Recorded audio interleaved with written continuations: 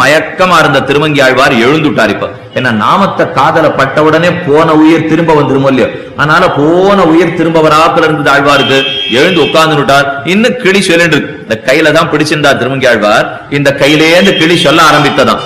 இப்ப அந்த கிளியை நோக்கி நமஸ்காரம் பண்றார் திருமங்கி ஆழ்வார்.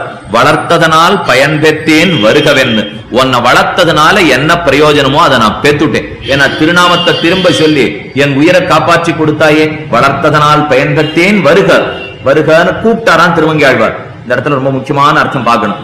கையில வச்சுட்டு தானே கிளி இத்தனை சொல்லியிருக்கு, அப்புறம் என்ன வருகான்னு கூப்பிடுறது.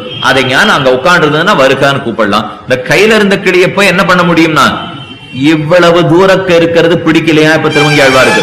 ஒரு நாம சங்கீர்த்தனம் பண்றவன் இங்கேயே இருக்கணுமே தவிர ஒரு அடி தள்ளி கையில இருக்கிறது பிடிக்கலையா. அதனால இங்கே இப்ப இங்கே கூப்பிடுறார். வளர்த்தனால் பயன்பெற்றேன் வருகவென்னு மலக்கிளியை கைகூப்பி வணங்கினாளே. ஒரு திருமங்கி ஆழ்வார் கிளி காலில் விழுந்து நமஸ்காரம் பண்றார். அப்ப என்ன அர்த்தம் தெரிஞ்சுக்கணும், நாம சங்கீர்த்தன ஒத்தம் பண்ணினால் அது கிளியாக இருந்தால் ஆழ்வார்கள் கூட விழுந்து சேவிப்பார்கள். அப்ப எத்தனை ஏற்றம்